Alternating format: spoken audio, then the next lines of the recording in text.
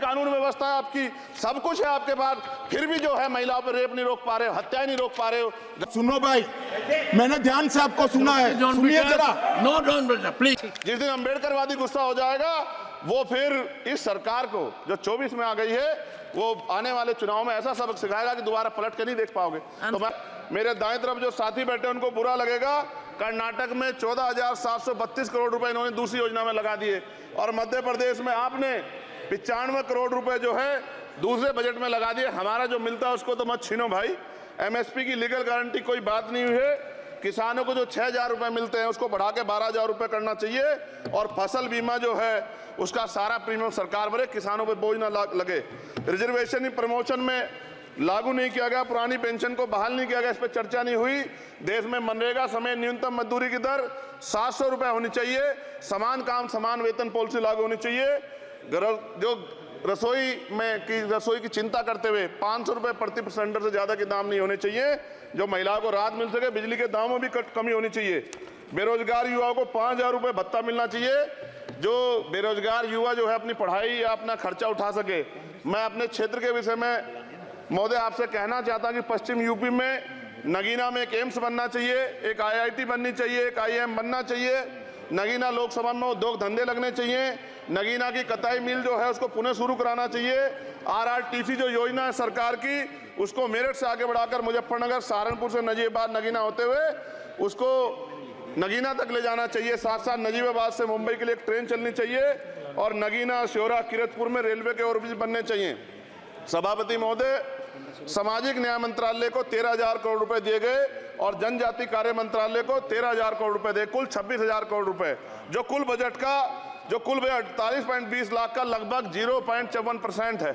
जबकि हमारी संख्या 25% से ज्यादा SC/ST की और बहुजन समाज की मिलाओगे तो 85% से ज्यादा है। और हमारे विकास के लिए सरकार 1% बजट 1% पैसा खर्च कर रही है, जो मिलना हमें चाहिए, जबकि मिलना हमें 25% चाहिए। ये ऊंट के मुंह में जीरा के समान है, कहावत हमने बहुत दिन सुनी थी।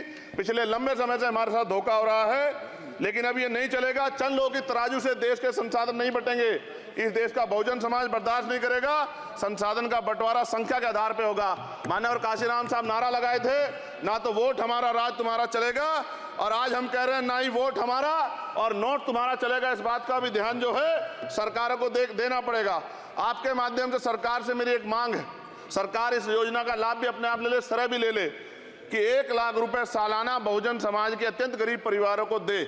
10 लाख करोड़ रुपए खर्च होंगे, लेकिन इस 1 लाख रुपए की योजना से एक झटके से परिवार गरीबी की रेखा से ऊपर आएगा और इनके बच्चों को कुपोषण खत्म होगा, अच्छी शिक्षा मिलेगी, महिलाओं को सम्मानजनक जीवन मिलेगा और इससे वास्तव में सबका साथ सबका विकास का नारा सार्थक होगा।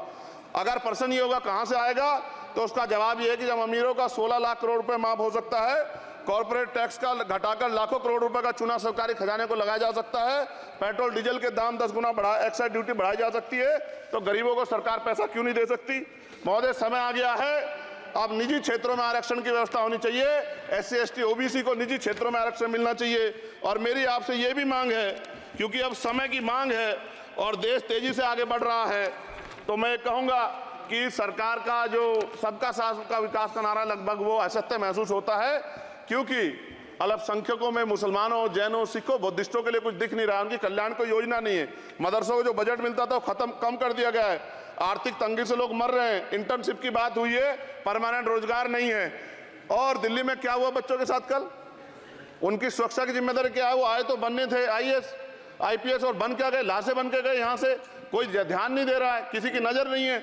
साथ साथ मैं आपसे ये भी आग्रह करूंगा कि हम ग्रामीण क्षेत्रों से आए लोग देश से बड़ा प्रेम करते हैं और हम ये महसूस करते हैं कि सरकारें हमें सुनेंगी, सरकारें हमारे बारे में सोचेंगी।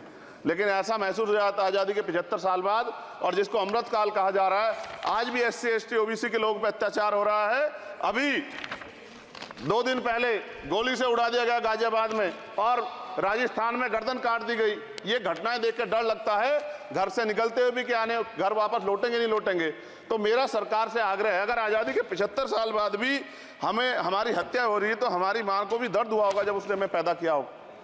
हमारी बहनों को भी हमारे खोने का दर्द होता होगा। कैसी कानून व्यवस्था है आपकी, सब कुछ है आपके पास, फिर भी जो है महिलाओं पर रेप नहीं रोक पा रहे हो, हत्याएं नहीं रोक पा रहे हो, गरीबों, दलितों, पिछड़ों, किसानों, मजदूरों की जान नहीं बचा पा रहे हो। किसान सुसाइड कर रहा है, नौजवान सुसाइड कर रहा है, और बड़ी बड़ी बातें होती हैं, इधर भी अच्छे लोग हैं, इधर भी अच्छे लोग हैं, लेकिन अच्छाई तब होगी जब जमीन पे भी कुछ काम दिखाई देगा। और जमीन पे महोदय कोई काम दिखाई नहीं दे रहा है। जब कोई योजना की बात आती है तो सरकार हमसे मुंह मोड़ लेती है। आप बताइए, एजुकेशन का बजट कम कर दिया, हेल्थ का बजट कम कर दिया। मैं अपने क्षेत्र में गया तो आप विश्वास कीजिए, डॉक्टर नहीं है, स्कूल में मास्टर नहीं है, और कोई भर्ती ऐसी नहीं जिसका पेपर लीक नहीं होता है। तो देश किस तरफ जा रहा है और इसमें नौजवानों का भविष्य क्या है, इसके बारे में भी हमें चिंता करनी चाहिए। और अंत में अपनी बात को खत्म करते हुए मेरा आपसे आग्रह और आपके माध्यम सरकार से आग्रह है कि यहाँ बाहर बाबा साहब अम्बेडकर की मूर्ति लगी हुई थी एक, वो करोड़ों लोगों की आस्था से जुड़ा विषय है, और आप विश्वास करो इतना गुस्सा है उसको लेके।